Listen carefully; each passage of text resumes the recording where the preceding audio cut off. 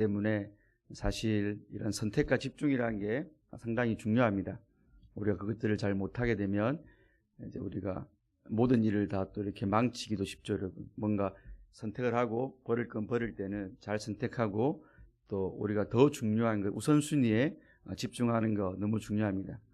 근데 우리가 그런 선택과 집중 때문에 이런 여러 번의 예배를 드리고 여러 번의 기도회를 할 때 여러분들이 이런 기도회나 예배에 있어서도 마치 내가 어떤 건 선택하고 어떤 거는 버리는 시간으로 되면 안 될 것 같아요. 그래서 이 시간도 여러분들이 이런 캠퍼스장 기도회로 나왔지만 이거는 흘려보내고 내일 나는 공예배에 나를 올인한다. 물론 우리가 공예배에 우리의 이런 더 집중한 건 맞죠. 그러나 어떻게 합니까, 여러분? 이 시간에 하나님이 여호수아 말씀을 통해서 여러분들에게 생명의 떡을 줄지 또 여러분들에게 이 시간 보화를 줄지 아무도 모르는 거거든요. 하나님의 은혜는 주권적이고 하나님의 역사는 시간이나 장소의 구애를 안 받으시기 때문에 우리가 그런 기대하는 마음으로 갔으면 좋겠다는 생각이 듭니다. 그래서 행여라도 이 시간 내가 괜히 온 거 아닌가, 온라인 때 좋았는데 이 괜히 씻고 또 아침에 뭐 차를 타고 오고 이런 것들이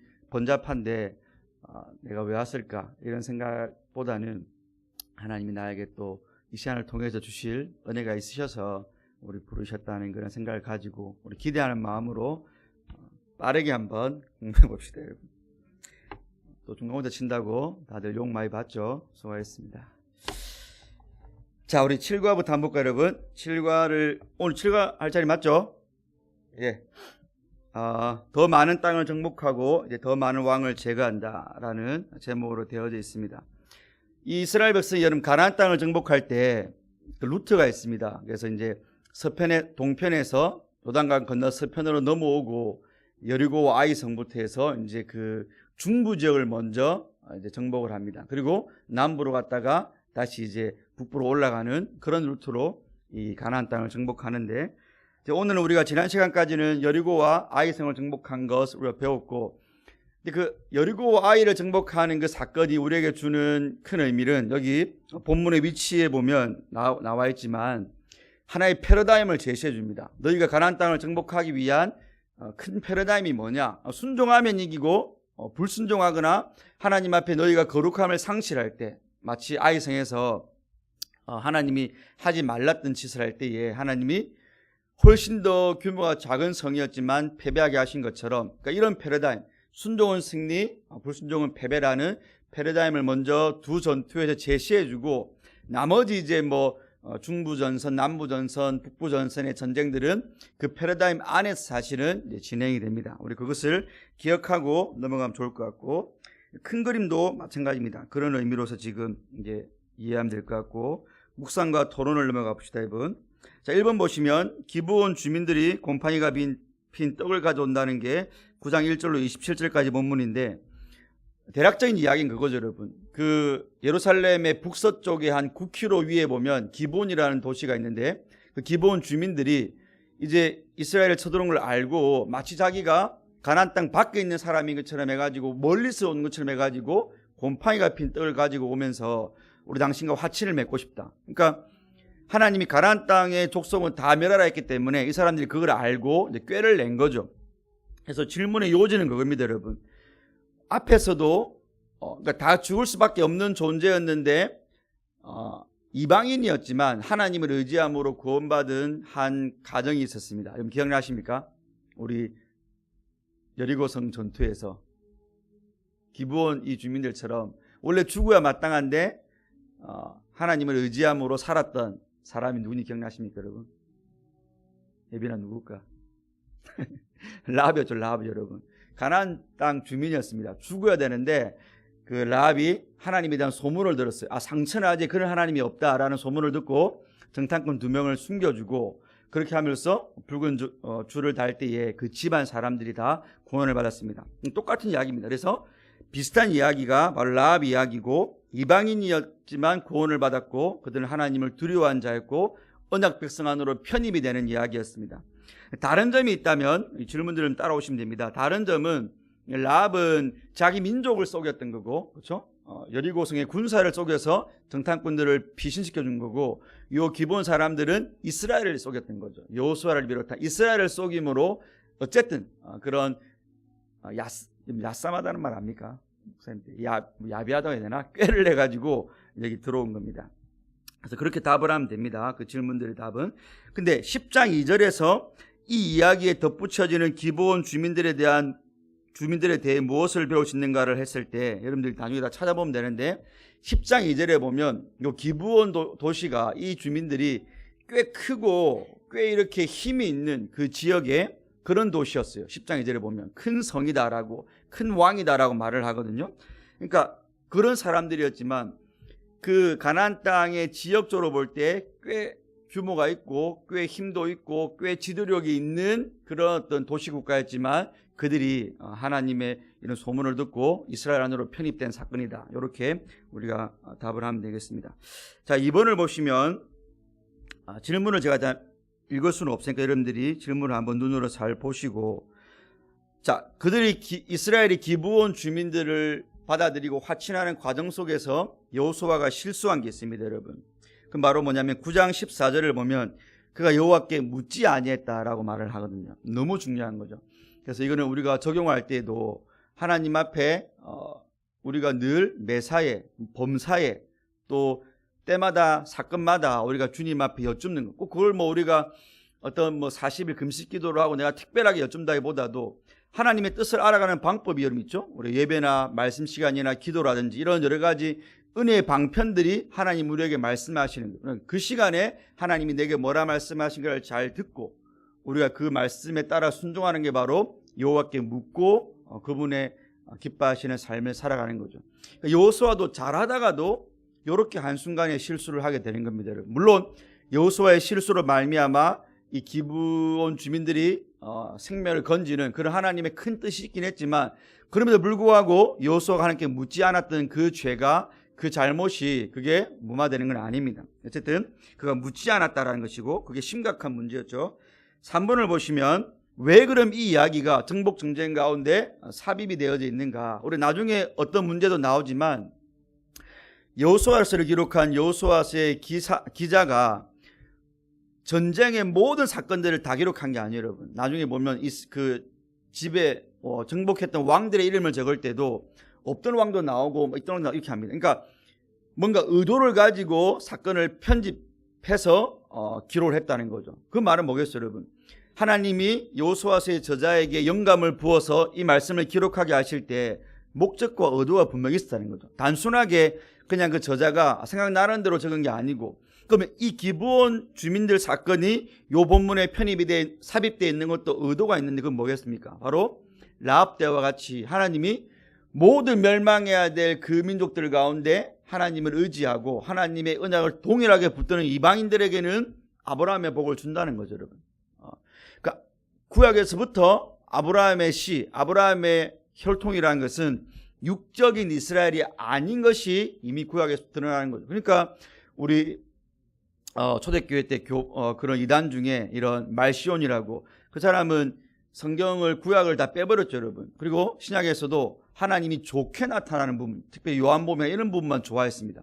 그러니까 하나님이 구약에 진노하시고 죄인들을 진멸하신 하나님은 그 잘못된 신이라는 거죠. 그러니까 그런 것처럼 우리가 구약을 볼 때 여러분들, 구약과 신약이 동일성이 없으면 안 되는 거예요. 이미 구약에서부터 하나님은 이방인일지라도 하나님의 언약을 붙잡는 자들은 다 하나님의 언약 백성이 되게 했다는 겁니다.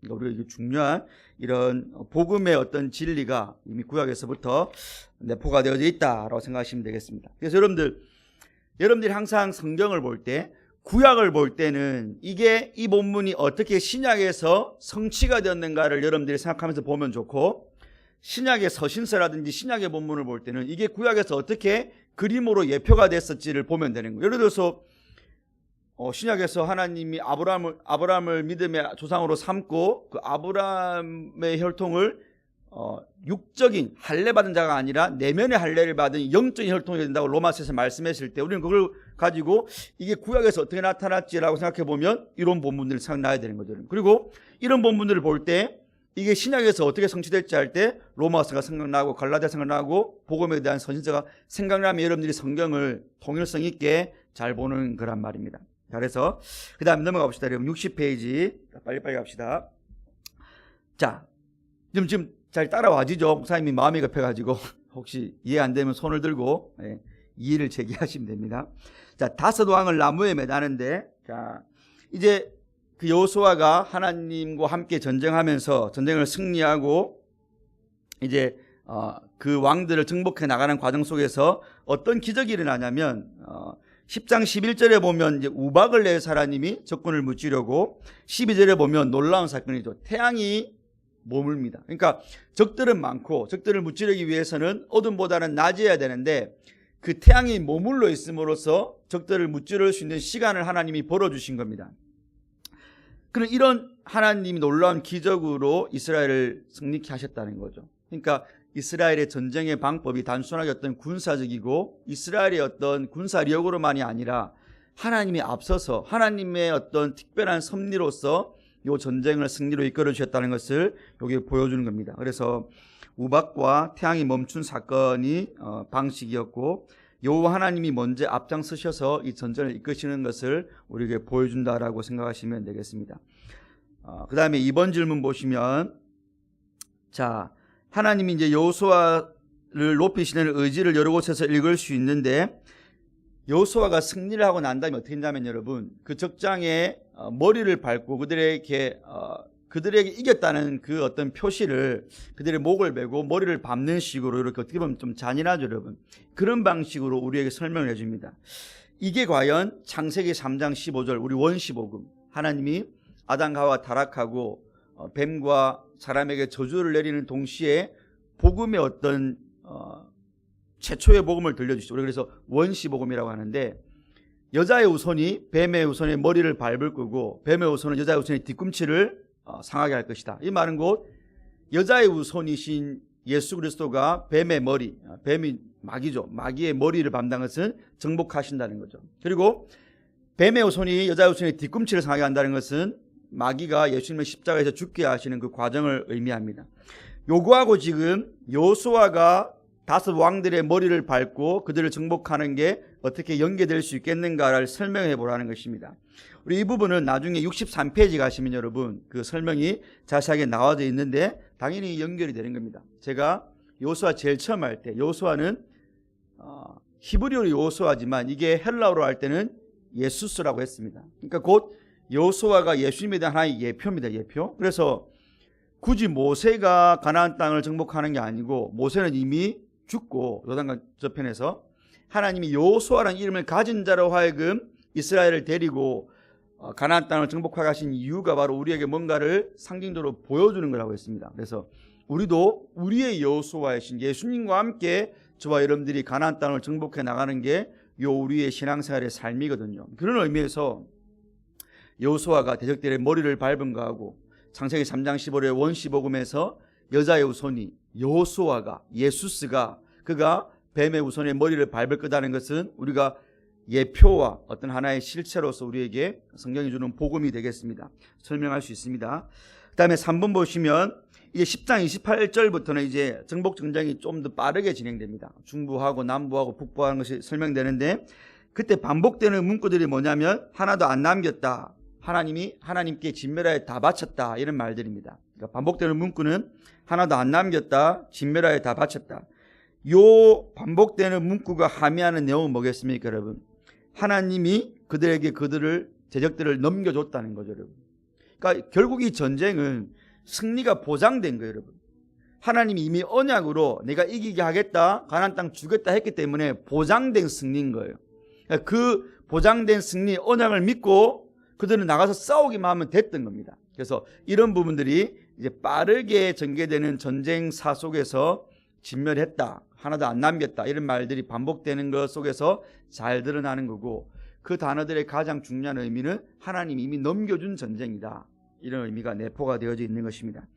3번 보시면, 자, 이렇게 전쟁에 들어오니까 당연히 대적들도 이제 연합군을 이루어서 뭔가 자기들도 이런 연합세를 이루게 됩니다. 근데 그들을 그렇게 표현할 때 11장 4절 5절에 보면 대적들이 해변의 수많은 모래처럼 이스라엘을 맞서 섰다라고 말합니다.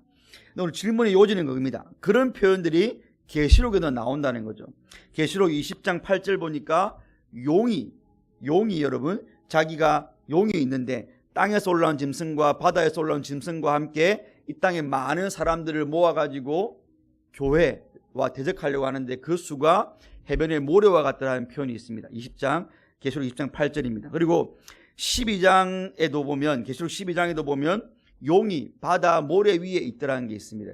그러니까 여호수아서의 대적들이 이스라엘 군과 대치하는 이 모습하고 마지막 요한 계시록에서 마지막 영적 아마겟돈을 치를 때에 그 대적들이 교회와 대치하는 모습하고 이렇게 일맥상통한다는 거죠. 여기서도 우리가 성경의 어떤 통일성을, 구속사를 볼 수 있는 거예요, 여러분. 연결되어 있다는 겁니다. 근데 우리가 하나 중요한 게 있어요, 여러분. 성경에서 모래를 사람으로 표현한다는 거죠. 그렇죠? 하나님이 아브라함에게 내가 너에게 자손을 많이 줄 텐데 바다에 모래같이 줄 거라고 할 때 그 모래를 자손으로 표현한 거죠. 이 말은 뭔 말입니까, 여러분? 우리 교회의 대적들이 그렇게 많다는 겁니다, 여러분. 그러니까 우리가 SFC로서 여러분들이 캠퍼스에서 가정에서 장사를 한다는 게 결코 녹록한 싸움은 아닌 거예요.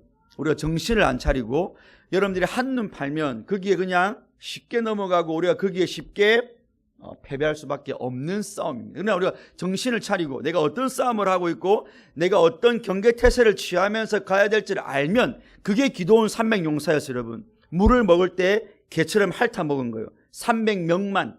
왜요? 전쟁 중이니까 목이 마르다고 해서 바로 고개를 쳐박고 안 먹었단 말입니다.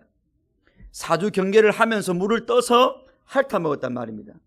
왜요? 우리의 대적이 바로 앞에 있으니까요. 여러분들이 아무렇지도 않게 스마트폰 보고 아무렇지도 않게 놀러 다니고 아무렇지도 않게 친구들과 함께 캠퍼스에서 먹고 마시는 그 삶이, 물론 여러분 우리가 이 혈기왕성할 때 먹고 마시고 하면 좋죠, 여러분.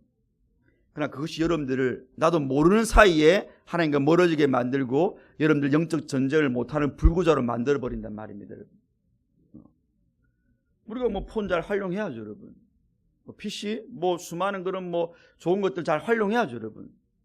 그러나 마귀의 전략이, 여러분, 자기 사람들을 다 심어놓고 바다 모래 위에 마귀가 그들을 밟고 있대요, 여러분. 뭐요? 다 마귀의 부하들이란 말입니다, 여러분. 요거를 만드는 사람이 어떤 의도로 만드는지 몰라요, 여러분. 요 안에 들어가는 수많은 어플들이 어떤 의도로 만드는지 우리는 잘 몰라요, 여러분. 그러나 우리가 분별해야 된다는 거예요, 여러분.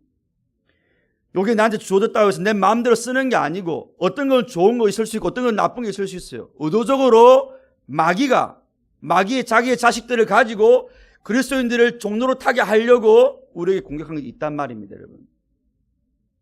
그래서 바울이 모든 것이 내게 가나 다 내게 유익한 게 아니라 했단 말입니다.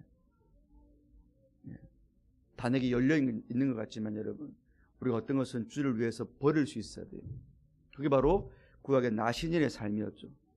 머리에 삭도 안 되고 포도주를 안 마시고 독주를 안 마시고 포도 열매도 안 먹었어요, 여러분. 흔한 겁니다, 팔레스타인 지방의 포도. 그러나 내가 하나님 앞에 서운한 기간 동안은 그 내가 편하게 할 수 있는 거, 내가 먹고 싶은 거 잠시 멀리했단 말입니다, 여러분. 그게 끼어있는 자란 말입니다. 왜요? 그렇게 안 하면 그게 나를 부지부실간에 잠식해서 내가 세상에 있는지 내가 주 안에 있는지를 모르게 만들어버리기 때문에, 여러분. 길었지만 중요한 부분이라 제가 설명을 좀 했습니다. 2번 봅시다, 여러분. 3번에 2번. 여호수아 11장 15절에 우리 눈에 익은 동사를 보게 되는데 세 차례 볼 수 있게 됩니다. 여러분 다 이거 성경부 하시면서 읽어보셔야 됩니다. 11장 15절에 명령하다라는 말이 3번 나옵니다.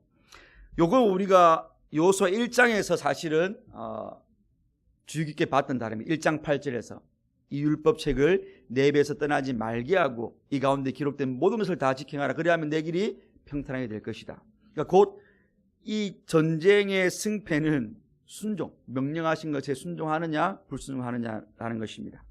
자, 3번 보시면 여호수아 11장 20절에 보면 이런 말들이 우리를 이제 성경을 볼 때 오해를 많이 하게 하는데, 하나님이 그들의 마음이 완악하여 이스라엘 대적을 싸우러 온 것이 아니요 여호와께서 그리 하신 것이라, 이런 구절들이 있습니다. 사실 이런 표현은 출애굽기도 한번 있었어요. 하나님이 바로의 마음을 완악하게 하심으로 9번째 재앙까지 하나님이 바로의 마음을 완악하게 하셨대요. 10번째 재앙, 장자의 재앙에 가서야 이 바로가 이 장자의 죽음을 통하여서 이스라엘을 풀어주거든요. 이게 이제 우리가 놀라운 거죠. 이상한 거죠. 하나님이 그럼 바로의 마음을 완악하게 했다.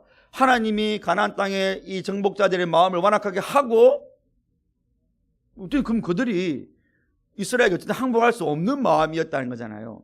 근데 또 한편으로는 바로가 죄가 있다고 하고 이스라엘의 대적자들이 죄가 있다고 하니까 이게 뭔가 모순적으로 보인다는 거죠. 그래서 성경을 성경대로 안 믿게 되면 여러분, 이런 두 가지 어떤 두 진술이 모순되는 것을 우리가 그대로 그냥 있는 그대로 안 받아들이게 되면, 이걸 이제 인간의 어떤 철학이나 이성으로 계속 풀려고 하면 둘 중에 하나를 버리게 되는 겁니다, 여러분.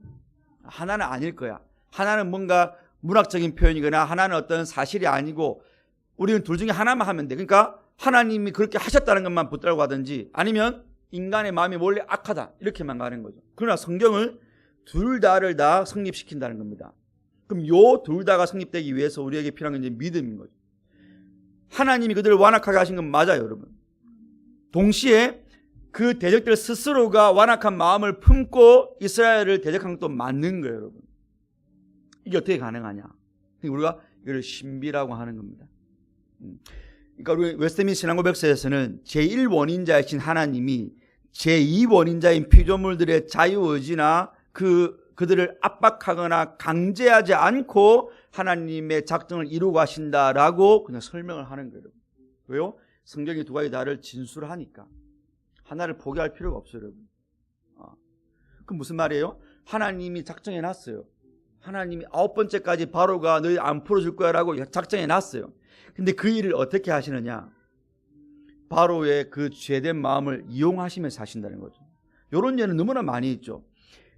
요셉을 미디안 상인에게 판 건 요셉의 형들이었어요. 근데 그들이 팔 때 여러분, 하나님이 나를 요셉 팔게 했으니까 내가 팔아야 돼. 그래야 내가 하나님 앞에 작정에 순종하는 거야. 이런 마음으로 팔았습니까, 여러분? 아니죠. 성경이 뭐라고 합니까? 시기에서 팔았다고 하는 거예요. 그렇죠?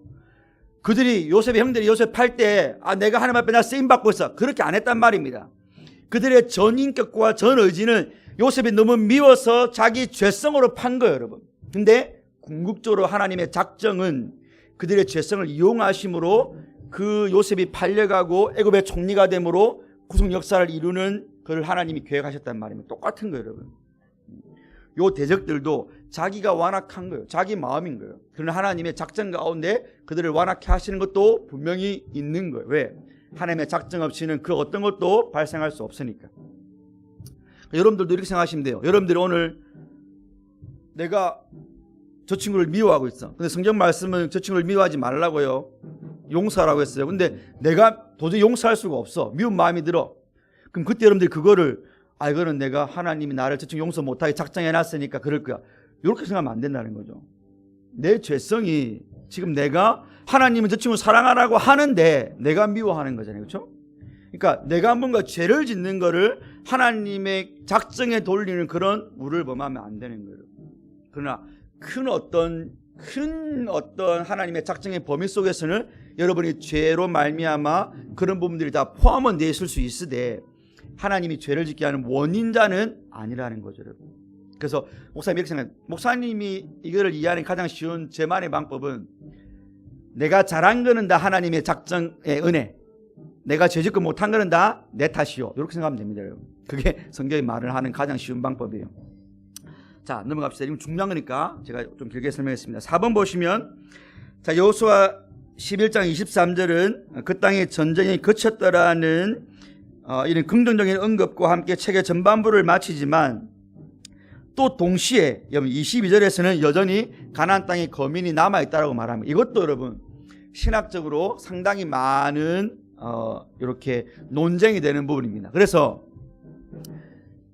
이 여호수아서에서 전쟁이 마쳤다라고 하고 또 바로 뒤나 아니면 바로 앞에서는 거민이 많이 남아있다고 하니까 이 자유주의 신학자들 한 말이 있습니다. 이거 봐, 이게 성경이 한 저자가 한 통일성으로 쓴 게 아니고 여러 저자가 짜집기를 했기 때문에 어떤 부분은 전쟁이 끝났다고 하고 어떤 부분은 거민들이 남아있다고 하고 이렇게 짬뽕이 되었는 거라고 말을 합니다. 근데 그건 아닙니다. 제가 그건 나중에 팔구할 때 말씀을 드리겠고, 일단은 그러면 이게 무슨 말이냐, 전쟁이 끝났다고 하면서 거민이 남아있다는 것은, 일단은 이 부분에서만 여러분 생각할 것은, 전쟁은 다 끝이 났지만 이제 그 안에 전투가 남아있는 거죠. 그렇죠? 전쟁은 더 큰 개념이고, 예를 들어서 우리가 6.25 전쟁은 끝났다 할지라도 이제 그 안에 국부적으로 어떤 뭐 전투들은 남아있을 수 있는 거죠, 여러분. 국부적인 전투들은. 마찬가지로 이 전쟁 자체는 이미 이스라엘의 승리로 가나안 땅 정복은 완성되었다고 볼 수 있지만, 그 안에 이제 국부적인 또 정복하지 못한 성읍들이 남아있기 때문에 이스라엘이 거기는 또 순종하면서 정복해 나가야 되는 겁니다. 그래서 이런 성경의 어떤 의미는 우리에게 무엇을 말씀해 주는가? 바로 인간의 책임과 순종해야 될 부분이 남아있다는 것을 우리가 논평해 볼 수 있는 거죠. 그래서 이 말씀은 우리가 창세기 1장 3절에서 하나님이 여호수아에게 말씀하실 때 너희가 발로 밟는 땅을 주겠다고 했어요. 그게 무슨 말입니까? 이미 전쟁의 승패는 판가름 났지만 그 땅을 다 정복해 나가기 위해서는 이스라엘이 발로 밟으면서 정복을 해 나가야 된다는 거죠. 순종을 해야 된다는 거죠. 그래서 전쟁이 끝났다는 표현과 그럼에도 거민들이 남아있다는 표현은 이스라엘이 발로 밟는 순종으로서 그 구석구석 골짜기까지 다 정복해 나가야 된다는 의미, 그러니까 책임과 순종이 남아있다.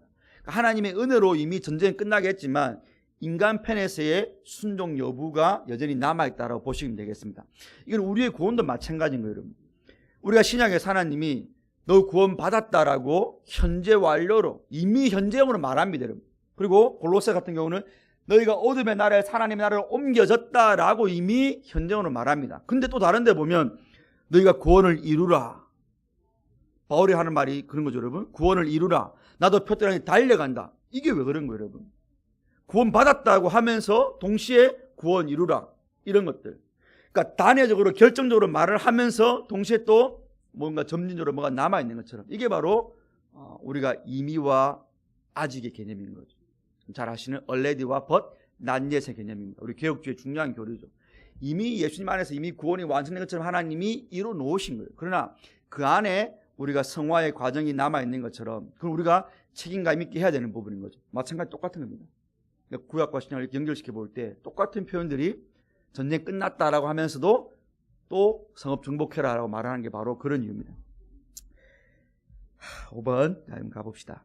자, 15번 이 질문을 보시면 아까 제가 했던 말입니다, 여러분. 지금 이제 12장 이후로 보면 여러분 이스라엘이 정복한 왕의 이름이 나와요. 근데 아까 제가 말했죠. 앞에 나오지 않았던, 앞에 전쟁 기사에 안 나왔던 왕의 이름들도 그러니까 전체 31명의 왕의 이름이 있는데 앞에 나오지 않았던 왕의 이름도 있고 막 그렇게 섞여 있습니다. 이건 뭐겠어요? 여호수아서를 기록한 여호수아가, 물론 여호수아의 뒷부분은 여호수아가 기록한 거 아닙니다, 여러분. 여호수아는 이미 죽었으니까. 다만 여호수아를 기록한 이 여호수아서를 기록한 여호수아가 요거를 기록할 때 의도가 있었다는 거죠, 여러분. 그러니까 여호수아 전체가 모든 전쟁 정복사를 다 기록한 게 아니라는 거예요. 왜요? 요 31명에 포함되지 않는 이름들이 앞에도 많이 있으니까. 그럼 무슨 말입니까? 뭔가 의미 있는 사건들만 여호수아서에 기록해 놨다는 거예요. 이거 마치 사도 요한이 요한복음에서 여러분, 내가 예수님에 대한 복음을 기록하려면 하늘을 두루마리 삼고 바다를 먹물 삼아가지고 기록한다 해도 모자란다. 근데 너희가 예수님이 하나님의 아들이심을 믿게 하기 위해서 추린 게 요한복음이야 라고 말을 한 겁니다. 그래서 7가지 표적이 나오는 거예요. 11장까지. 예수님이 7가지만 했겠어요, 여러분? 표적을? 아니란 말입니다. 그러나 의도적으로 7가지만 추려서 요한복음 11장까지 하고 12장부터 마지막 21장까지는 예수님의 다락방 강화를 설명해 놓은 겁니다. 그럼 뭐예요?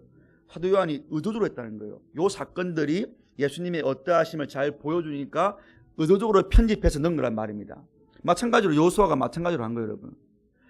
앞에 나왔던 여리고성, 아이성 혹은 다른 정복한 성들 훨씬 더 많았을 거예요. 그러나 그것이 의미 있기 때문에 구속자적으로 의미 있는 부분만 여호수아서에 기록한 거예요. 이거 우리가 뭘 의미합니까, 여러분? 여러분이 성경 보면서 과학적으로 접근하지 말란 말입니다. 성경을 무슨 고고학적으로 접근하지 말란 말입니다. 몰라요, 여러분.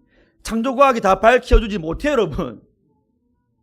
지구 나이가 6,000살인지 지구 나이가 45억인지 몰라요, 여러분. 성경에서 그 말 안 하니까. 성경은 그런 책이 아니란 말입니다, 여러분. 자유주의 신학자들이 말하는 것처럼 성경에 뭔가 틀린 부분이 있던데 앞뒤가 안 맞던데, 예, 앞뒤가 안 맞을 수 있어요. 왜? 이건 단순하게 어떤 역사를 기록한 책이 아니니까요, 여러분. 하나님이 그런 어떤 부분을 통해서도 우리에게 주고자 하는 문법적이고 문학적인 그런 도치라든지 배열을 사용하신단 말입니다. 그러니까 여러분들 혹시라도 그런 이 시대의 어떤 자유주의 신학자들의 이런 말에 넘어가면 안 돼요. 성경에 봐봐, 앞뒤가 안 맞잖아. 갑자기 이런 말이 어떻게 튀어나오는 거야? 여기 우리가 현혹될 필요가 없는 거예요. 성경은 절대로 그런 어떤 정형화된 책이 아닙니다. 물론 성경에도 문법이 있고 어떤 문학적인 장르가 있지만 하나님이 그 안에 제한되게 성경을 기록하신 게 아니란 말입니다. 여러분. 하나님은 뺄 건 빼고 제할 건 제하고 기적들도 당연히 발생할 수 있는 거고, 우리 그렇게 성경의 권위를 믿는 거예요, 여러분. 내가 목숨 걸고 따라야 될 말씀을 믿는 겁니다. 근데 요게 안 되면 여러분들이 성경에 하나둘씩 뭔가 오점이 보이고 글자가 좀 틀리고 숫자가 좀 달라 보일 때 여러분들이 성경을 의심하기 시작하면 그때 마귀가 역사하는 거예요. 그럼 내가 그런 성경을 내가 왜 내 마음과 뜻과 정성을 다해서 내가 왜 순종해야 되지? 이렇게 된 거예요. 근데 이게 이 시대의 시대 정신이란 말입니다, 여러분. 하나님의 말씀에 대한 신적 권위를 마귀가 빼앗아가 버리는 거예요. 그게 계몽주의와 20세기에 자유주의 신학자들이 한 거예요. 마귀의 손에 붙들려가지고 편집이 뭐가 이상하니 말이 안 맞니 하면서 성경을 그냥 인간의 글로 전락시킨 겁니다. 아니에요, 여러분. 오늘 이 5번 질문에 있는 것처럼 성경은 뺄 건 빼고 넣을 건 넣었지만 그 의도가 분명히 있다는 겁니다. 우리의 구원 역사에 필요한 부분들, 하나님이 어떤 분이시고 인간이 어떤 것인지 알리는 데 필요하게 배열했고 필요한 부분들만 우리에게 준 겁니다. 결코 과학이나 이성으로 다 이해하지 못하는 부분도 분명히 많이 있는 것입니다. 자, 그래서 넓어갑시다, 여러분. 복음 메시지를 보시면, 자, 아까 제가 말씀드린 겁니다. 그 기브온 주민들이 한 역사가 뭡니까, 여러분? 언약 공동체 안으로 흡입되는 걸 바로 보여주는 겁니다. 그들은 꾀를 낸 거지만 좌우지간에 멸망받아야 될 가나안 거민들인데 그들이 하나님을 의지하고 믿고 들어옴으로 언약 백성이 된 겁니다, 여러분. 혈통적인 이스라엘은 아니지만 언약 백성, 언약적 개념으로 이스라엘이 된 것이죠. 그게 바로 복음인 거죠, 여러분. 우리가 마찬가지 아닙니까? 그 다음에 여호와께서 우리를 위해 싸우신다라고 한 거, 아까 말씀드렸죠. 우박도 내리시고 그리고 태양도 머물게 하시고, 이것도 마찬가지입니다. 왜 성경에 기적이 있으면 안 됩니까, 여러분? 하나님이 전능하시고 하나님이 신인데 왜 성경에 기적이 있는 게 이게 허무맹랑한 이런 공상과학적인 책이 돼야 됩니까, 여러분? 하나님을 안 믿기 때문에 그런 거죠. 인간의 이성에 갇혀버린 하나님만 믿으면 여기 기적은 다 빼야죠. 자유주의 신학자들처럼. 근데 하나님이 전능하신 분이라고 당신을 소개하고 있는데 왜 이런 사건들이 못 일어나는 말입니다. 더 중요한 것은 그 하나님이 저와 여러분들의 하나님인데 왜 우리가 세상에서 이렇게 쫄면서 하나님 없는 것처럼 믿으면서도 하나님 안 계신 것처럼 사냔 말입니다, 여러분. 마치 내가 시험 기간에 내가 교회 나오면 내가 내 인생에 망할 것처럼 사냔 말입니다, 여러분. 내가 어떤 중요한 시험이 있는데 내가 그거 시험 치를 때 줄을 지키면 내가 실패할 거라고 왜 그렇게 이 세상의 법칙에 매여 사냔 말입니다, 여러분. 물론 하나님 우리에게 법칙 주셨죠. 밥 안 먹으면 배고프고 잠 안 자면 잠 오는 거 법칙입니다. 근데 우리는 그 법칙을 초월하는 자인 거예요, 여러분. 그게 하나님이 우리 편에 서 계시기 때문에 가능한 거예요, 여러분. 이 법칙대로만 살면 그걸 뭐라고 여러분? 이실론이라고 합니다. 하나님이 시계를 만들어 놓고 태연만 한번 감아놓고 관여 안 하신다는 거죠. 그 법칙대로 사는 우리의 모습이 뭔지 아세요, 여러분? 아까 말씀드린 대로 내가 공부 열심히 하면 내 인생이 잘 될 거야. 그건 법칙이에요. 세상의 법칙이에요. 근데 내가 공부하는 시간을 좀 빼더라도 내가 하나님 앞에 시간을 드리고 예배 드릴 때 내 인생이 망하지 않을 거야. 그건 신앙인 거예요, 여러분. 내가 몸이 아파요. 내가 이 약 먹으면 나을 거야. 그럼 법칙입니다. 하나님 주신 법칙이에요. 근데 우리는 약 먹으면서 하나님이 약을 먹으면 낫는 법칙을 주셨으니 이 약이 저한테 효과가 있도록 역사해 주세요. 그건 신앙입니다. 그건 다른 거예요, 여러분. 그렇게 볼 때 우리가 얼마나 신앙이 없는가를 알 수 있는 거예요. 우리를 위해 싸우신 하나님에 대한 믿음이 얼마나 없는 걸 아는 거예요. 겨자씨만한 것도 없는 거예요. 그러니 겨자씨만만 있어도 산을 명하여 바다에 던지려 하면 넘어간다는 거예요. 그 여러분 목사님은 이스라엘 가봤거든요. 졸업여행 때. 정말 감사히도 가봤어요. 이스라엘, 요르단, 이집트를 가봤는데 뭐 작아요, 여러분. 정말 조그만데 그만한 믿음도 없다고 예수님이 한탄하신 거 아니에요, 여러분. 그러니까 믿음은 크고 작고 문제보다도 있느냐 없느냐의 문제인 거죠, 여러분. 그만한 믿음만 있어도 산이 바다에 들어간대요, 여러분. 물론 그 많은 산은 문자적인 산은 아니지만 좌우지간에 우리에게는 그만한 믿음도 없는 것처럼 살 때가 많이 있다는 거죠. 내 앞서 행하시는 하나님에 대한 믿음이 없는 거죠.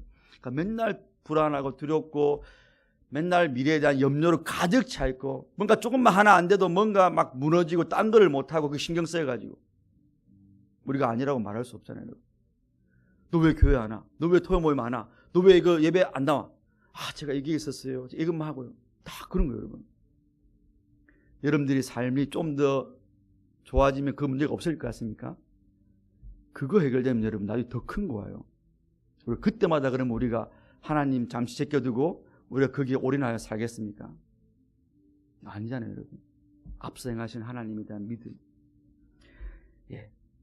그 다음에 성경신앙 메시지 봅시다. 왕들의 목을 발로 밟은 거 아까 전에 말씀드린 거죠. 원시복음과 연결이 된다. 그 다음에 전쟁에서의 안식도 마찬가지입니다. 가나안 땅에서의 안식은 천국에서의 안식을 예표합니다. 그래서 히브리서 말씀에서 가나안 땅의 안식 자체가 궁극적인 안식이 아니라고 하죠. 왜요? 그 땅에 들어갔지만 다 죽었다는 겁니다. 우리에게는 더 나은 본향이 있는데 우리 천국이 있다라고 말한 겁니다. 그래서 우리는 요 천국을 이미 임한 천국을 누리면서도 우리에게 본향을 사모하면서 나아가는 겁니다. 그 다음에 64페이지. 이건 지금 제가 빨리 하는데 다 읽어보셔야 돼요, 여러분들이. 우박과 기적들도 마찬가지입니다. 하나님이 기적을 못 일으킬 필요가 전혀 없는 거예요. 그 말이 안 되는 거죠. 그 다음에 주권과 책임도 마찬가지입니다. 하나님이 완악하게 했다는 것과 그들 스스로 완악하게 된 것은 결코 서로 이렇게 서지 못하는, 양립할 수 없는 게 아니라 양립하면서 같이 가는 겁니다. 성경 항상 그렇게 봐야 됩니다. 하나님이 신이 하실 수 있습니다. 죄인이니 그렇게 되는 겁니다. 자, 다음에 여러분 넘어갑시다. 8과 봅시다. 자, 이제 여러분 이게 이 8과 하기 전에 제가 중요한 거 하나를 짚고 넘어갑시다, 여러분. 아까 제가 말씀드린 부분이 바로 그겁니다. 이제 가나안 땅에 정착하고 하나님이 기업을 주는데 분명히 전쟁이 끝났다고 했어요. 근데 요 13장 이후로 가보면 아직 정복할 때가 많이 남았다고 합니다, 여러분. 상당히 모순됩니다. 그래서 이거를 우리 이제 많은 신학자들이 이걸 해결하기 위해서 아까 말한 대로 자유주의 신학자들은 야, 성경이 봐봐 앞뒤가 안 맞는 책 이렇게 가버리는 거고, 우리 개혁주의 신학자들은 결코 그렇게 안 보는 거죠. 이 성경이 하나님의 말씀이면 그렇게 표현했을 때는 분명히 이유가 있을 거다. 그래서 개혁주의 신학자 한 말이 그겁니다. 미결 속의 완결이라는 말을 했어요.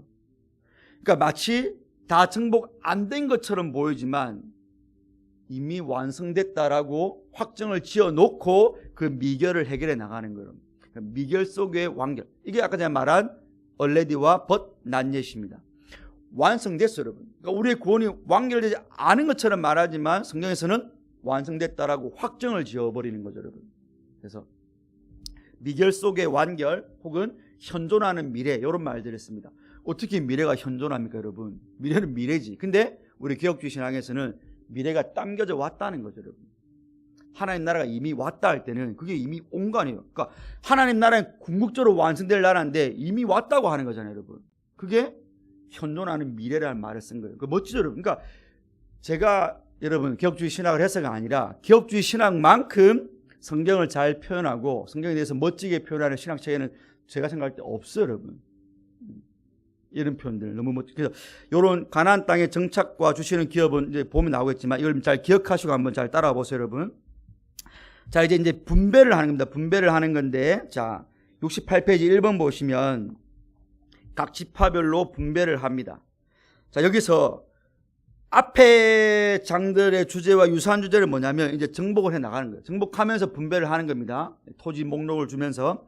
그 다음에 이제 1번 질문의 마지막을 보시면 새롭게 대두되는 주제는 뭔가 하면 정복을 해 나가는데 다 쫓아내지 아니했다는 약간의 미묘한 긴장이 있는 거예요. 앞에서는 12장까지는 정복하고 정복 이런 말들이 많았죠. 근데 13장 이후에 보면 다 쫓아내지 아니하고 쫓아내지 못하고 이런 표현들이 나옵니다. 그러니까 앞과 유사한 주제는 정복이라고 하면 되고 다른 주제는 뭔가 미결로 남는, 이게 어떤 완성되지 못하는 이런 모습들이 드러난다는 거죠. 그래서 이번도 연결되는 질문인데, 자, 이런 불길한 징조가 이제 실제로 반복이 되어져 있습니다. 어떻게 반복되느냐 하면 그 문구가 뭐냐면 쫓아내지 아니하였으므로, 쫓아내지 못하였으므로, 이런 표현들이 있습니다. 이게 답입니다. 쫓아내지 아니했다, 못했다, 이런 말들. 자, 3번 보시면 이제 기업을 분배하는데 여러분, 레위 지파에게는 하나님이 기업을 따로 안 주세요. 대신에 다른 지파들이 얻은 기업 가운데서 48성읍, 48성읍을 따로 빼가지고 이 레위 지파에게 줍니다. 그러니까 따로 그거는 레위 지파에게 주어지기보다는 그냥 레위 지파가 사용할 수 있는 그런 거지, 따로 레위 지파에게 물려주는 어떤 유산으로서의 기업은 아닌 거예요. 자, 그래서 이 3번의 질문은 왜 그럼 하나님이 레위 지파에게는 기업을 주지 아니하였는가라는 질문입니다. 그럼 바로 하나님이 레위 지파에게 기업을 안 줄 때마다 반복적으로 하시는 말씀이 있어요. 내가 너희의 기업이다 라는 말씀을 하십니다. 그럼 이 말씀을 통해 하나님 보여준 게 뭡니까?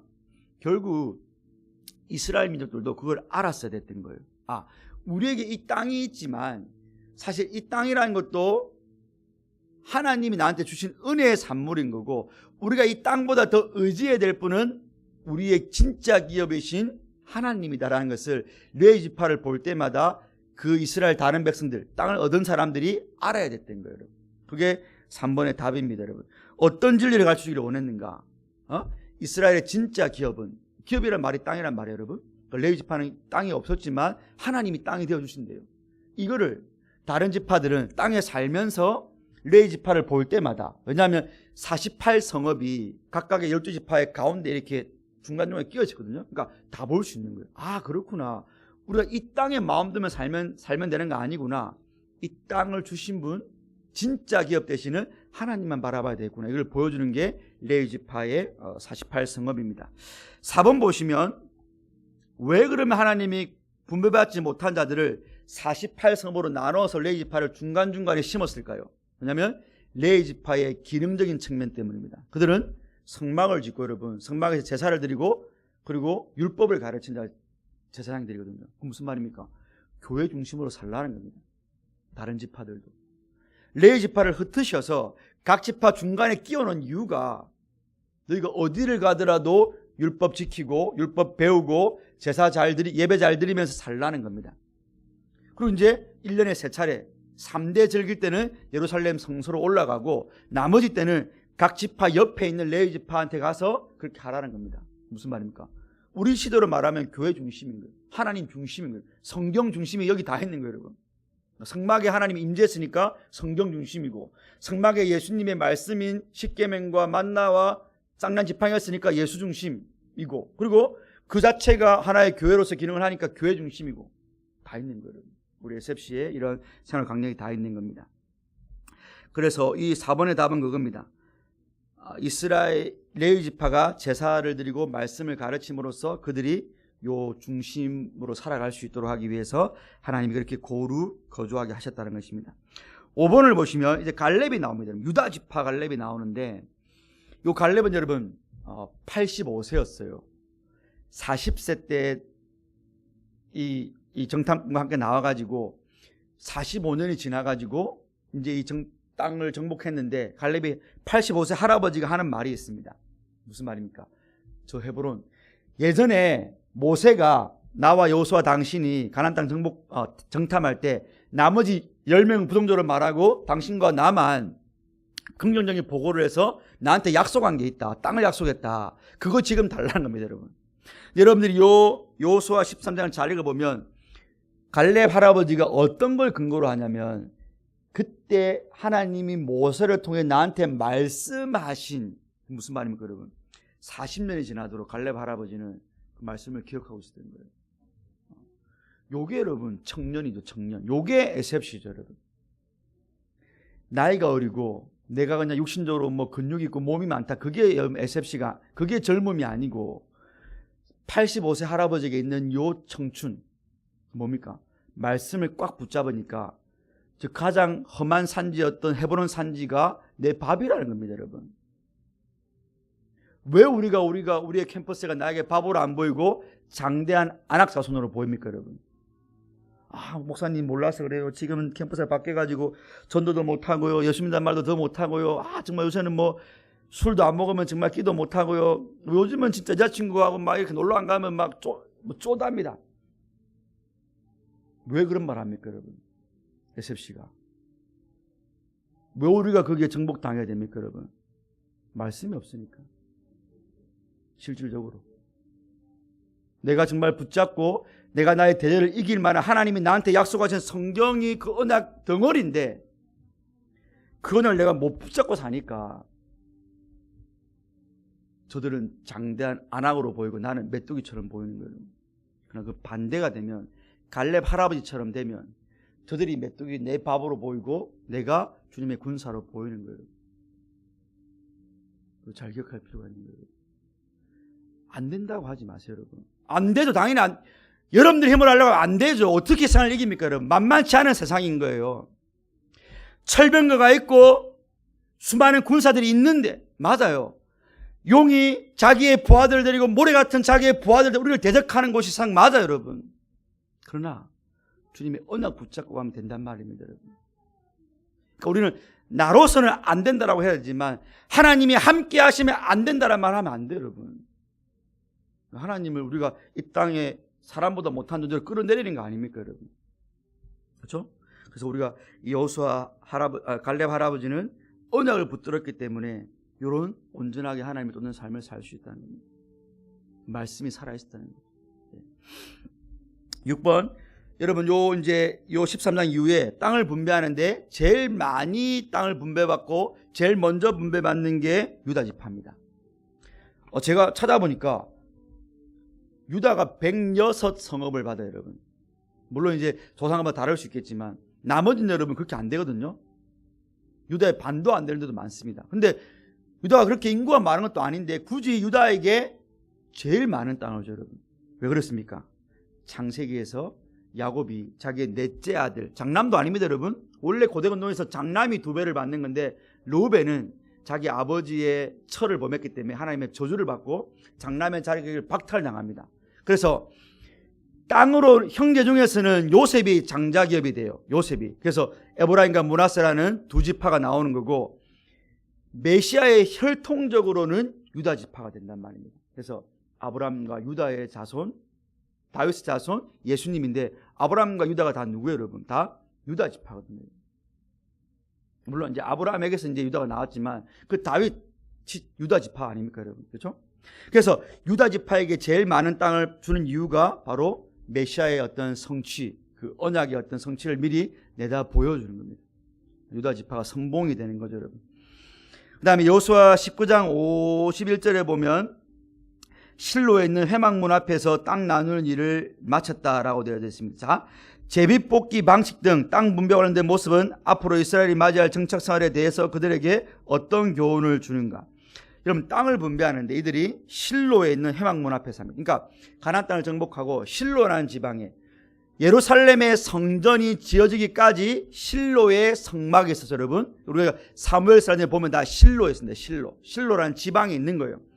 요 실로 앞에서 땅을 분배했다는 게 무슨 의미겠어요, 여러분? 실로는 뭐예요? 하나님의 성막을 모셔두는 곳이요. 성전의 개념이었어요. 그럼 무슨 말입니까? 하나님 앞에서 했다는 거예요. 하나님의 주권을 믿었다는 거죠. 그러니까 이건 무슨 말일까요? 땅을 제비 뽑았잖아요, 여러분. 그러면 어떤 지파는 마음에 안 들 수도 있어요. 왜 하나님 나에게는 이런 땅 줍니까? 더 좋은 땅 주지. 근데 그거를 실로, 회막 앞에서 했다는 말은 이게 하나님의 뜻 가운데 발생한 일이니 제가 거기에 순종하겠습니다라는 거죠. 오늘 여러분이 이렇게 생긴 거, 여러분이 지금 그런 집안에 태어난 거, 여러분이 그런 지금 성격을 가진 거, 물론 그거 여러분들의 어떤 개인적인 그것도 있지만 하나님 우리가 주권임을 믿는다면 우리가 감사할 줄 아셔야 되는 거죠.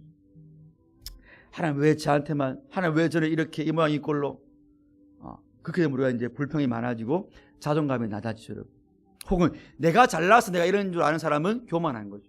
그러나 하나님 내 삶에 주어진 모든 영역이 하나님의 은혜로, 하나님의 주권으로 주어진 줄 안다면 우리는 하나님 앞에 함부로 이렇게 불평할 수도 안 되고 우리는 거기에 순복하면서 하나님 앞에 따라갈 수 있는 삶이 되어야 되는 거죠. 바로 그게 땅 분배, 실로에 있는 회막문 앞에서 했다는 말의 의미입니다. 여호와 앞에서 했다. 자, 그래서 70페이지 보시면 와, 이거 어떻게 상가를 이렇게 좀 빨리 할 수 있어요? 진짜 못하겠는데 저는. 자, 우리의 기업이신 여호와 복음 메시지를 보면 아까 제가 말했죠.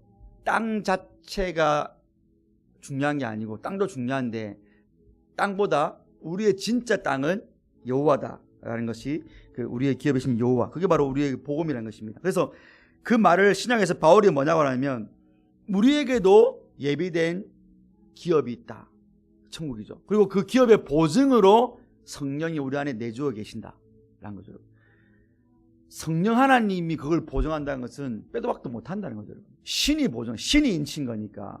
그럼 우리에게는 이 이스라엘의 가나안 땅보다 더 훨씬 더 놀라운 어떤 기업이 예비가 되어 있다는 거죠. 그게 바로 우리 천국의 기업이 되겠습니다. 그 다음에 이거 좀 재밌는데 71페이지 위에 보시면 진노의 대상에서 여호와를 온전히 쫓는 사람이라 나와 있죠. 아까 말씀드린 갈렙 할아버지가 여러분 그니스 사람이래요. 그니스. 근데 하나님이 400년 전에 아브라함에게 야 내가 너희 가나안 땅 줄 건데 거기는 이런 족속들이 있다라고 말할 때 그 중에 한 부족이 그니스 부족이에요. 여러분 재밌죠? 무슨 말입니까? 모르긴 몰라도 아마 아브라함과 이 여호수아 사이에 400년 어간에 가나안 땅에 거하고 있던 그니스 족속이 아브라함에게 편입이 된 것 같아요. 여러분 무슨 일인지는 모릅니다. 성경이 기록 안 해놨으니까. 근데 갈렙에 대해 소개할 때 그니스 사람 여분네의 아들 갈렙이라는 말을 쓴단 말입니다. 무슨 말입니까? 갈렙도 전혀 그 근본 자체는 이스라엘의 민족이 아니었던 거예요.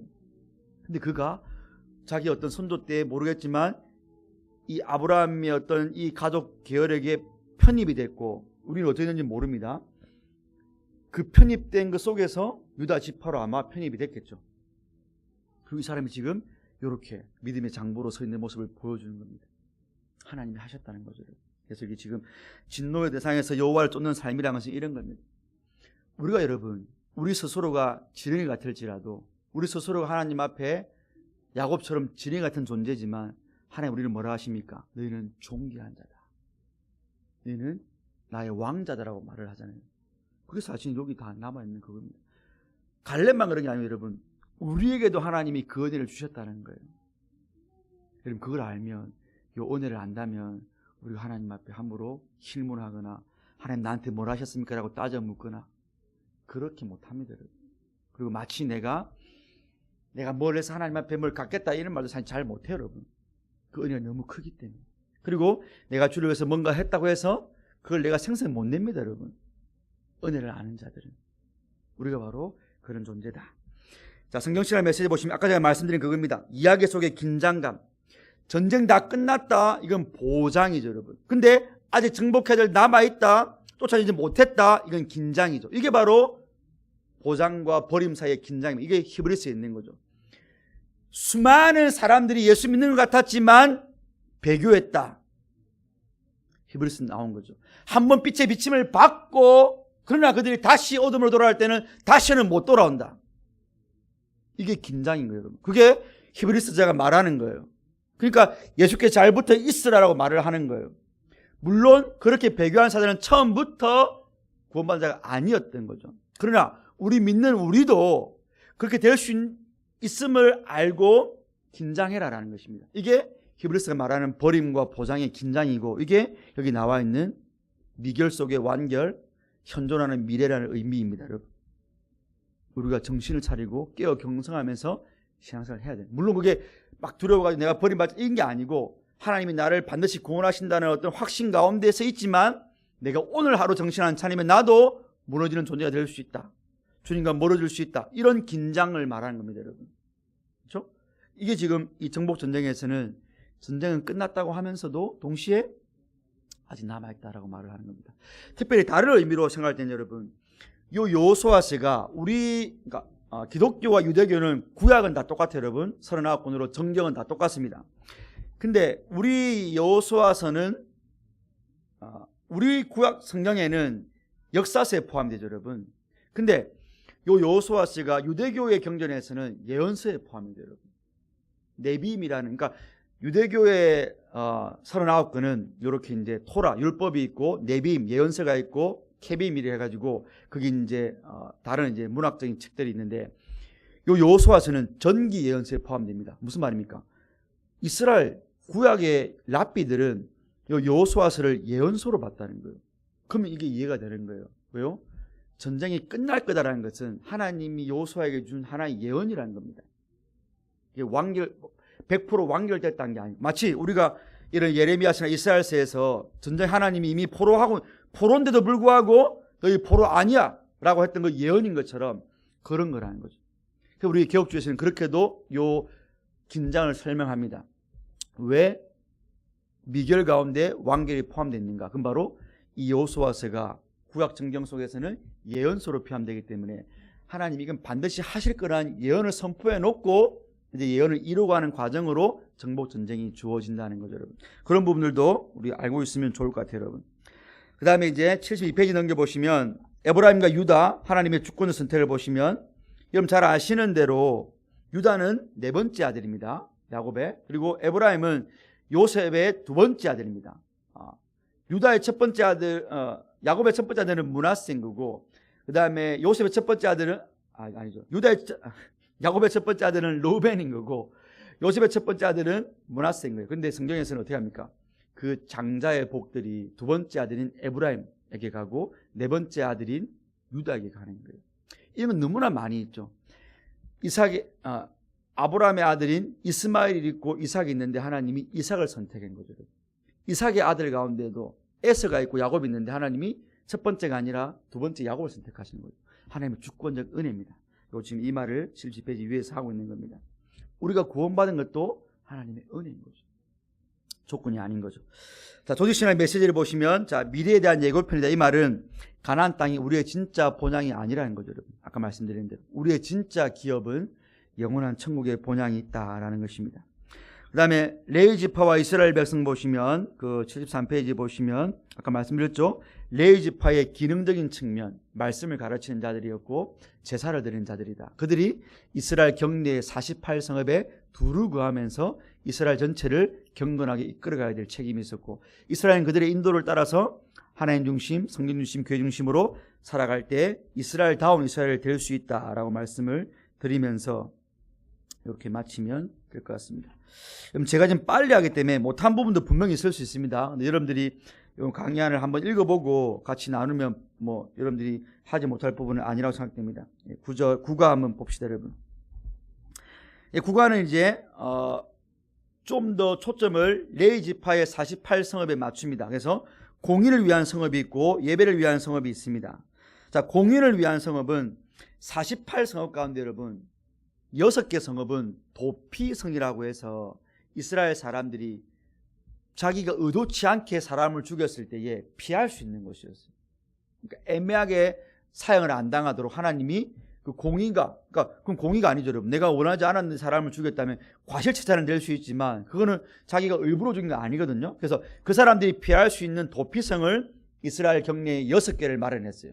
48성읍 가운데. 그 다음에 이제 나머지 42성읍은 뭐겠어요, 여러분? 그 이제 레위 지파가 거주하면서 말씀 가르치고 제사 드리는 성읍. 이게 바로 공의를 위한 성읍과 예배를 위한 사람들의 점을 가진 의미입니다. 자, 76페이지 한번 봅시다, 여러분. 도피성입니다, 도피성. 어떤 사람이 도피성으로 들어가냐?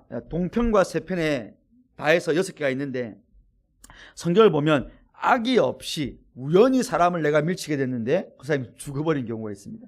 그 다음에 기회를 내가 엿보고 막 던진 게 아니라 내가 뭔가를 막 실수로 막 내가 도끼질을 하다가 도끼가 날아갔어. 그 사람이 이마가 찍혀 죽었어요, 여러분. 그런 경우라든지 혹은 내가 모르고 돌을 던졌는데 그게 돌을 맞고 사람이 죽었다. 이럴 경우 이 사람들은 자기가 의도적으로 살인을 한 게 아니기 때문에 하나님이 피할 길을 열어준 거예요. 그럼 냅다 달려가지고 그 사람들은 도피성으로 들어가 있어야 됩니다.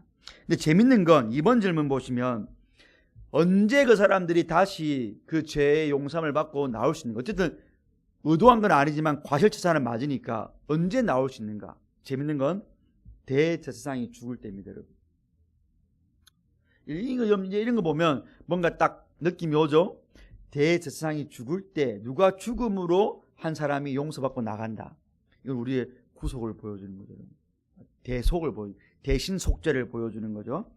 3번, 본문의 이런 조치를 통해 우리가 배울 수 있는 것은 무엇입니까? 하나님의 공의를 볼 수 있는 거죠. 하나님의 공의는 아무나 막 다 죽이는 거 아니고 합당한 죄에 합당한 벌을 내리는 게 공의입니다. 그렇죠? 판사가 자기가 공의롭다고 해가지고 그 사람은 사형받을 만한 죄를 안 지었어요. 근데 그 사람의 사형을 내리면 공의롭지 못한 겁니다. 마찬가지로 우리는 여기서 하나님의 공의로우심을 볼 수 있는 거예요. 동시에 하나님이 생명을 얼마나 존엄하게 여기신가를 볼 수 있는 거예요. 막 죽이지 말라는 겁니다. 그러니까 구약을 보면서 마치 구약의 하나님은 무자비한 하나님이고 극악무도한 하나님이고 마치 저질의 하나님이다. 사람을 막 죽이는, 살육하는 그런 거 아닌 거 아시겠죠, 여러분? 우리는 구약의 율법을 통해서 이런 도피성 제도를 통해서 하나님의 공의와 생명의 존엄성을 봅니다. 그 다음에 4번 보시면, 자, 이런 율법들이 오늘 우리는 다른 법 집행에도 적용될 수 있는 어떤 원리를 발견할 수 있겠는가? 이거는 여러분들이 페이지 80페이지 보면 자세하게 설명이 되어 있습니다. 넘어가고요. 페이지 80페이지를 보면 됩니다. 5번, 자, 부지 중에 도피성으로 도망하여서 세상에 죽을 때까지, 이게 아까 말씀드렸죠. 대속의 원리입니다. 이게 어떤 의미입니까? 대속의 원리.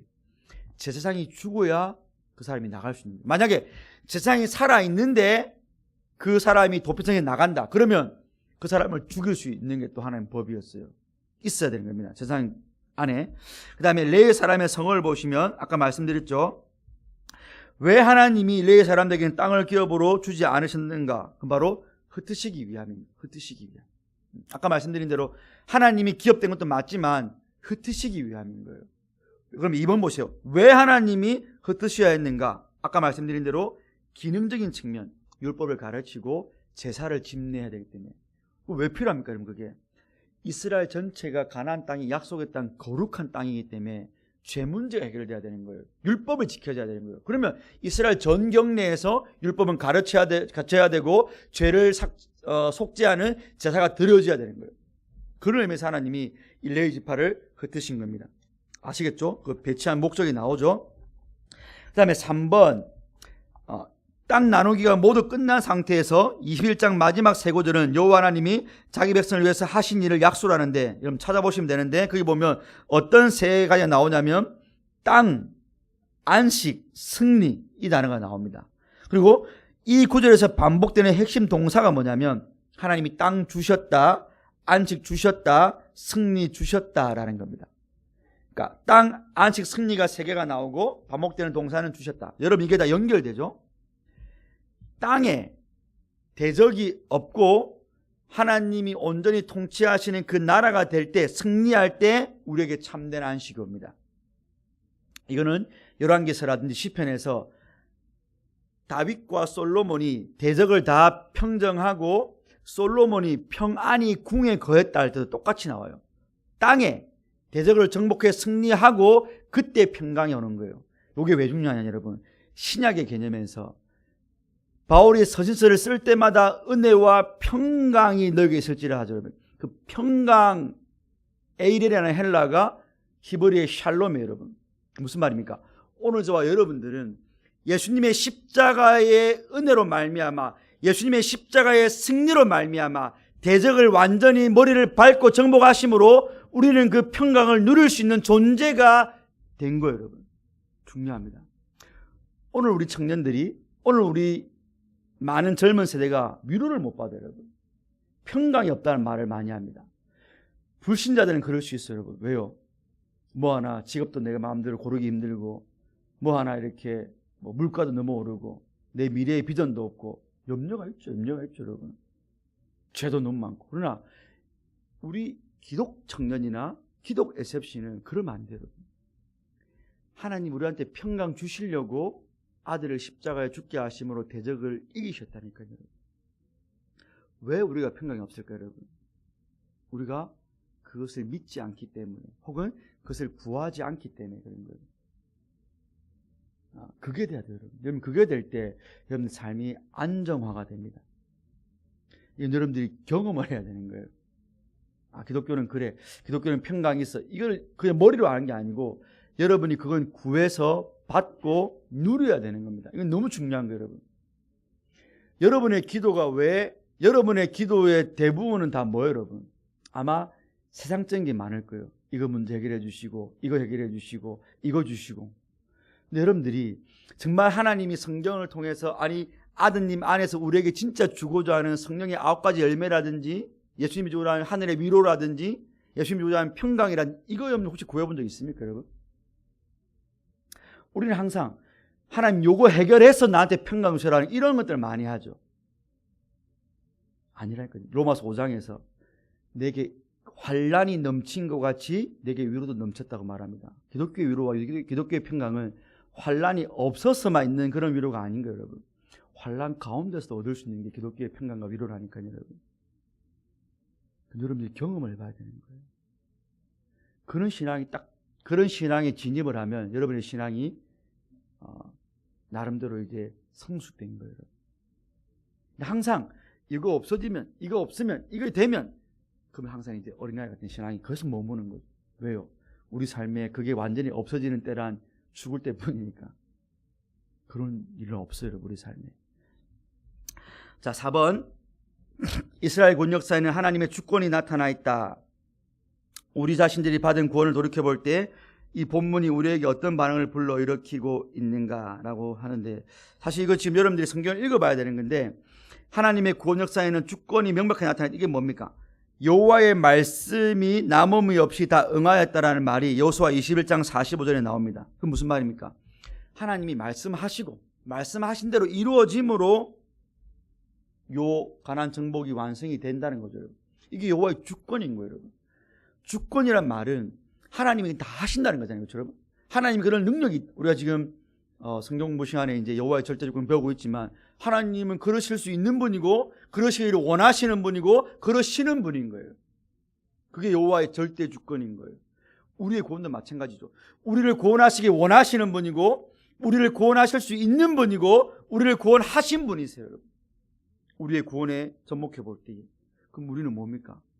주님, 저는 아무것도 아닙니다. 주님이 다 하셨습니다. 라고 하면서 자기 부인하고 주님만 높이는 자로 반응이 나와야 되는 거죠.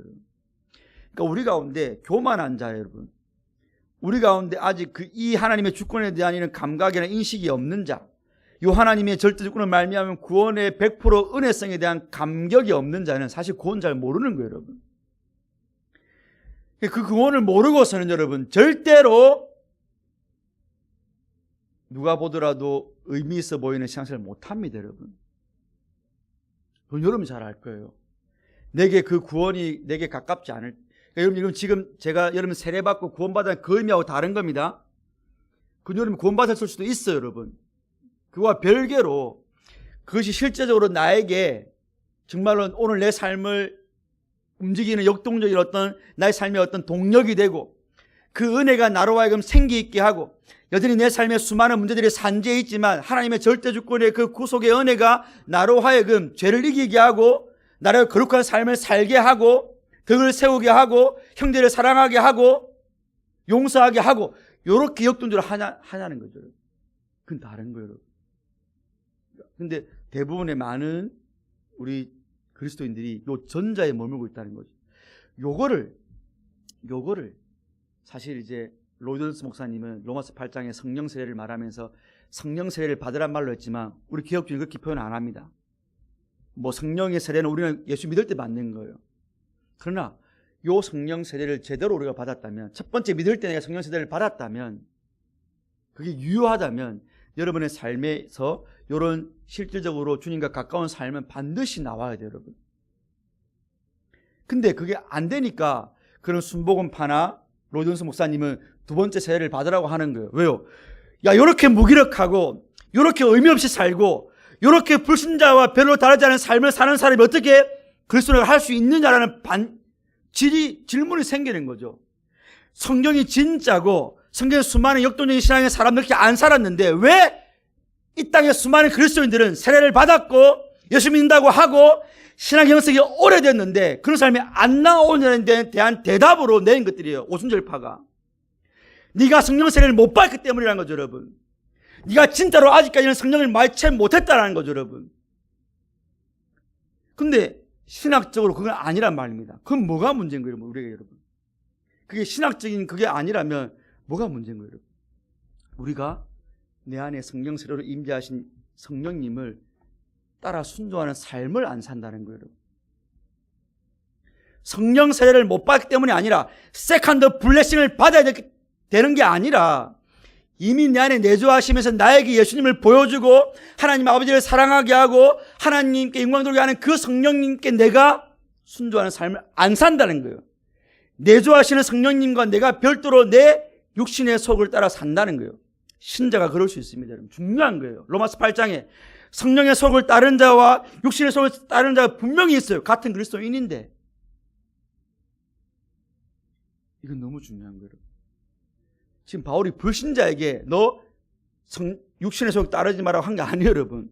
신자에게 야, 너 육신의 속을 따르면 육신적인 일밖에 못해. 그러니까 우리는 성령을 다시 받아야 되는 사람들이 아니고 이미 내 안에 계신 예수 성령님을 의지하고 그분을 통하여서 우리 안에 있는 신앙의 어떤 활력들을 우리가 살아내야 되는 사람이에요. 근데 그거는 나를 부인하고 그분을 따라갈 때만 가능하다는 거죠. 그게 성령 세례 받은 자의 합당한 삶인 겁니다. 여러분 좀 기억해 도 좋겠어요. 그거 안 되면 여러분들 진짜로 신앙생활 재미없습니다. 억지로 하게 돼요. 저도 여기 나와 있는 친구들은 안 그런 친구들이니까 이 시간에 나와 앉아 있는 거겠지만 얼마나 많은 여러분 주변의 친구들이 그렇게 무기력하게 삽니까, 여러분? 근데 근원은 있는 거예요. 문제 그게 이미 문제는 각 나와 있는 겁니다. 여러분 이렇게 우리 성경공부를 마치고 한번 기도할 텐데 우리 다니엘의 노래 한번 하나님 앞에 올려드리고 우리 기도하겠습니다.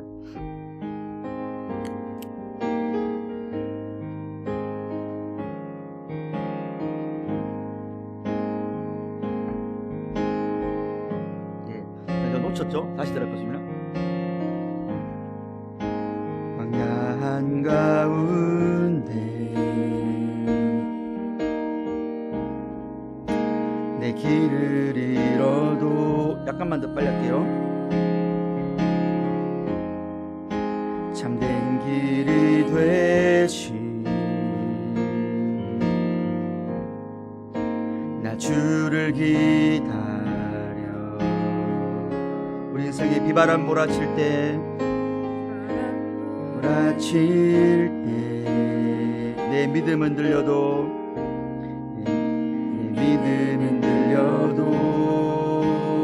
참된 반석 대신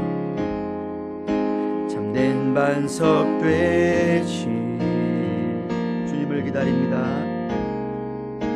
나 주를 기다려. 나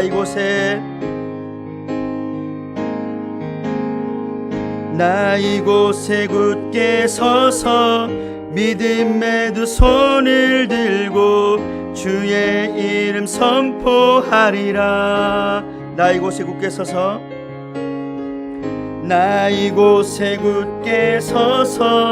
믿음의 두 손을 들고 주의 이름 선포. 나 이곳에 굳게 서서 믿음의 두 손을 들고 나 이곳에 굳게 서서 믿음의 두 손을 들고 주의 이름 선포하리라. 나 이곳에 굳게 서서 믿음의 두 손을 들고 주의 이름 선포하리라. 큰 산아 내가 무엇이냐?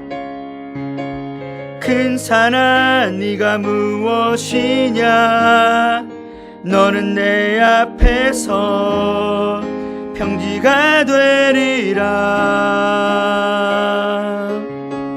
큰 산아 내가 무엇이냐? 너는 내 앞에서 평지가. 우리 한 번 더 믿음으로 선포합시다. 큰 산아 네가 무엇이냐? 네가 무엇이냐? 너는 내 앞에서 평지가 되리라. 큰 산아 네가 무엇이냐? 큰 산아 네가 무엇이냐? 너는 내 앞에서. 우리 한 번 더 믿음으로 선포합시다. 큰 산아 네가 무엇이냐? 큰 산아 네가 무엇이냐? 여러분 자신에게 선포하시기 바랍니다. 평지가 되리라. 큰 산아 네가 무엇이냐,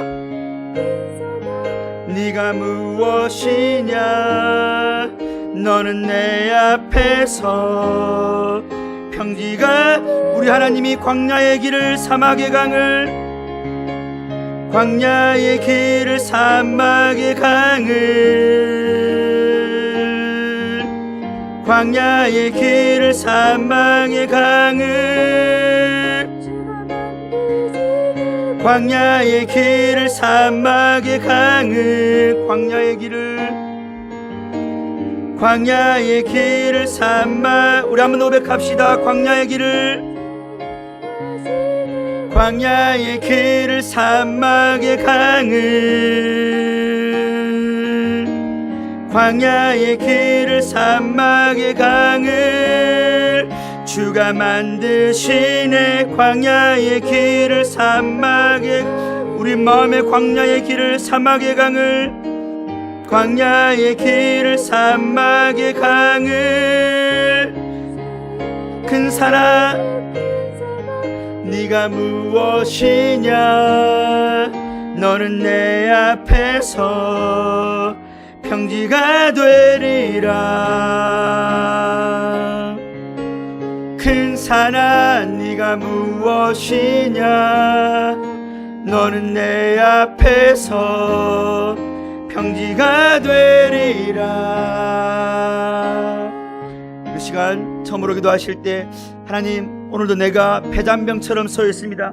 어제도 무너졌고 저번 한 주도 무너졌고 이번 한 달도 무너졌습니다. 그러나 주님, 이 시간 믿음으로 내리신 성령님으로 말미암아 주님 붙잡기를 원합니다.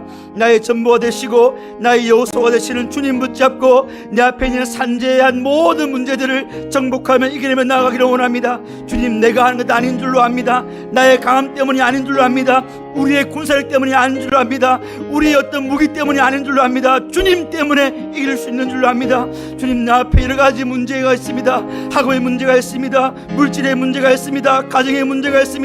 성적인 문제가 있습니다. 여러 가지 아픔들이 있습니다. 내가 그전에는 정복하지 못했습니다. 아버지, 그러나 이제는 믿음으로 선포하면서 이기게 하시는 주님 바라보면서 주님과 함께 나가기를 원합니다. 우리 이런 마음으로 먼저 한번 고백하며 나가겠습니다. 고마우신 아버지 하나님, 은혜를 감사드리옵나이다. 우리 시간 기쁜 성들이 모여서 함께 여호수아서의 말씀을 나누고, 그 말씀이 오늘 우리에게 의미 있는 말씀으로, 오늘 나에게 필요한 말씀을 붙잡고 나갈 수 있기를 간절히 기도드리고 원하옵나이다. 하나님, 선포하며 나가기를 원합니다. 나는 할 수 없음을 선포합니다. 나는 아무것도 아님을 선포합니다. 그러나 주님이 나의 여호수아 되시오니 주님과 함께 저 안악자손도 헤브론 산지도 저 아버지 모든 산지도 우리가 정복하며 나갈 수 있기를 원합나이다.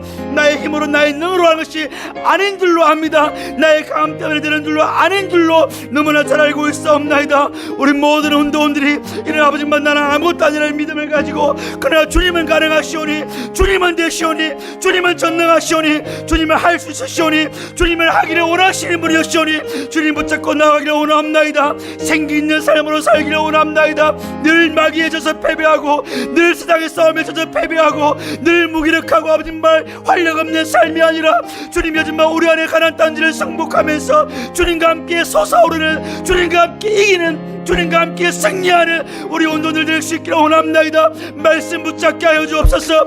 말씀이신 주님 붙잡게 하여 주옵소서. 말씀으로 주님과 교제하게 도와주옵소서. 주님 안에서 날마다 승리함으로 말미암아 정말로 하나님의 영광을 위해 달려갈 수 있는 우리의 삶이 될 수 있기를 원합나이다. 우리의 메마른 우리의 마음에 하나님의 강물을 내어 주시옵소서. 메마른 우리의 마음에 성령의 비를 내려 주시옵소서.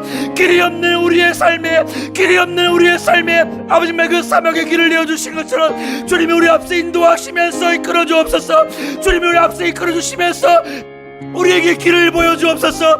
다루나 치우치지 않기를 원합나이다. 주님이 인도하시는 길, 주님이 보이신 길, 그 길만 가기를 원합나이다. 다른 길로 가지 않기를 원합니다. 다른 데 바라보지 않기를 원합니다. 주님이여, 여호사신 주님과 함께 주님이 인도하신 그 어디를 할지라도 그 길 달려가기를 원합나이다. 광야를 할지라도, 사막이라 할지라도, 물이 없다 할지라도, 아무리 강대적이 있다 할지라도 주님과 함께 가기를 원합니다. 날마다 나에게 선포하며, 날마다 나에게 믿음으로 확신하며 고백하며 선언하며 나가기를 원합니다. 우리를 일으켜 세워주옵소서. 우리를 일으켜 세워주옵소서. 우리를 축복하여 주옵소서. 우리를 변화시켜 주옵소서. 우리를 사용하여 주시옵소서. 우리 시간 우리 각 캠퍼스를 위해서 기도하겠습니다. 우리 각 캠퍼스에 소속된 우리 캠퍼스장님들은 자기 캠퍼스를 위해서 기도하면 됩니다. 여러분 뭐 거의 다 우리 경한계 친구들이니까 제가 어제 기도의 파순 꿀 때 말을 했지만 기도는 예열 없이 되지는 않습니다. 여러분 그냥 기도하자고 하니까 기도 나오라는 법은 사실은 없습니다. 기도는 예열이 필요한데 그건 바로 우리가 주님과 가까운 삶을 살 때만 가능합니다. 내 마음에 주님으로 채워지고 그분의 원함이 내 원함이 되고 그분의 생명이 내 생명이 될 때 여러분들은 간절함으로 기도할 수 있고 그 캠퍼스를 달라고 구할 수 있습니다. 우리 시간 마지막으로 짧게 기도하고 우리 여러분들이 각 캠퍼스가 가지고 있는 기도 제목이 다 있으니까 우리 그거 기억하시면서 기도하고 제가 마무리 기도하고 마치겠습니다. 기도하겠습니다.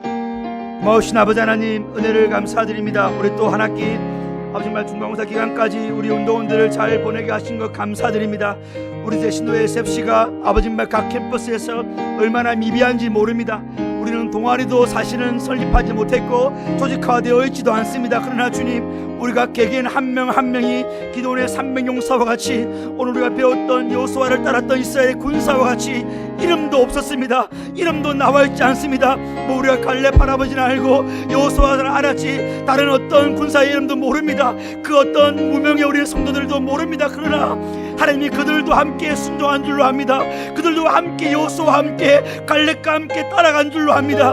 우리 제신도의 운동원들이 그런 운동원들이 되기를 원합니다. 남이 알아주지 않는다 할지라도 남들에게 드러나지 않는다 할지라도 주님과 함께 주님을 따라가는 우리 제신도의 운동원들 되기를 원합니다.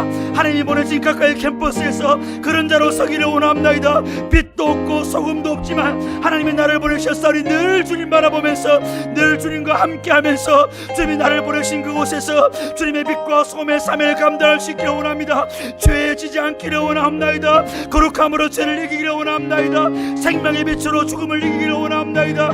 캠퍼스에 드리워진 그 사망의 음침한 그늘들 하나님 우리 믿는 SFC 운동자 한 명 한 명을 통하여서 예수님의 복음이 빛이 비춰지게 도와주옵시고 내가 아는 그 친구 내가 아는 저 사람이 주님의 복음을 말미암아 죽게 돌아온 놀라운 구원의 역사가 우리 온도들 통하여서 나타날 수 있도록 저들을 사용하여 주시옵기만을 간절히 기도드리고 원합나이다. 하나님 우리가 얼마나 무너지기 쉬운 존재인지요. 아버지 정말 술 취함과 방탕함과 자기밖에 모르는 개인주의와 하나님의 여러가지 성적인 음란함들이 우리의 캠퍼스를 지배하고 장악하는 가운데 있사옵나이다. 하나님 없는 무신론과 하나님 없는 아버지 정말 지가론과 하나님 없는 상대주의 철학가들이 우리의 캠퍼스를 장악하는 가운데 있습니다. 우리가 볼 때 우리는 메뚜기처럼 보입니다. 그러나 주님이 함께 하시면 우리는 절대로 메뚜기가 아닙니다. 우리는 승리할 것입니다. 주의 복음으로 일어설 것입니다. 주님과 함께 승리할 것입니다. 우리 운동원들에게 우리 캠퍼스장들에게 그 용기를 주옵소서. 그 담대함을 주옵소서. 우리가 하지 않고 내가 하는 것이 아니라 주님과 함께 하게 도와주옵소서. 각 캠퍼스를 일으켜 주옵시고 나에게 캠퍼스를 나라는 선한 마음과 열정을 가지고 주님 앞에 살아갈 수 있는 우리 운동원들 다 될 수 있도록 하나님들로 사용하여 주옵소서. 저들을 강한 군사로 세워주시옵소서. 캠퍼스를 변화시키고 캠퍼스를 정복하고 아버지 놀라운 하나님의 영광을 드러낼 수 있는 SFC로 SFC가 될 수 있도록 은혜와 자비를 더하여 주시옵소서. 고마우신 아버지 하나님 은혜를 감사드립니다. 우리 모든 성경 공부와 이 기도회가 주님 앞에 일납될 줄로 믿고 하나님 예비하신 복을 또한 주실 줄로 믿고 감사드리며 이 모든 말씀 예수님의 이름으로 기도드리옵나이다. 아멘.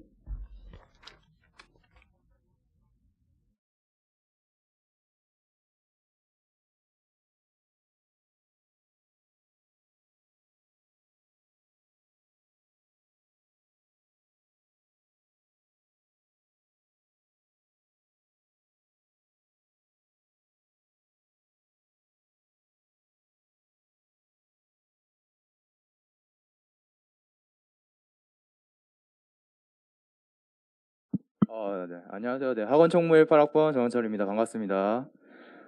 네, 오랜만에 보니까 다들 반갑고 저도 배고프고 여러분들도 배고프시니까 깔끔하게 하고 끝내겠습니다. 네, 먼저 자 따라해 보세요. 자, 그 밴드에 올리기, 네, 밴드에 캔버스 모임을 하시고 반드시 올려주시기 바랍니다. 네, 그리고 두 번째로 이제 5월 중에 학원지구 순회환신 예배가 또 진행되니까 여러분들 각자 위원장님의 그 공지를 살피시고 그 여러분들 일정 조절해 주시면 감사하겠습니다. 그리고 세 번째로 6월에는 뭐가 진행되죠?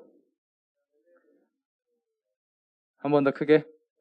네, 6월에는 이제 6월 27, 28, 29일에 전국 SFC 대학생 대회가 진행됩니다. 네, 운동 여러분들 대면으로 진행되니까 반드시 참석해 주시기 바랍니다. 그리고 이제 뒤쪽에 식사가 준비되어 있으니까 식사를 수령하시고 이제 지구별로 4층과 5층에 나뉘어서 이제 좀 떨어지셔서 식사하시면 되겠습니다. 네, 그리고 뒤쪽에 출석부도 있으니까 아직 작성 안 하신 운동원들 있으면 작성해 주시기 바랍니다. 네, 감사합니다. 네, 식사 이제 수령하러 가시면 되겠습니다.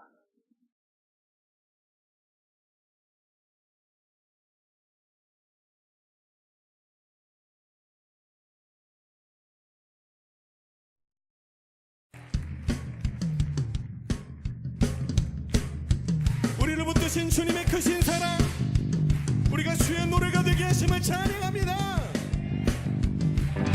세상 속에 난 주가 붙드사 그 사랑 안에서 살게 하시네. 멈추지 않는 주의 큰 사랑 내 작은 삶에서 누리게 하시네. 세상 속에 난 주가 붙드사 그 사랑 안에서 살게 하시네. 멈추지 않는 주의 큰 사랑 내 작은 삶에서 누리게 하시네. 주의 사랑 크신 사랑 나를 살게 해. 주의 사랑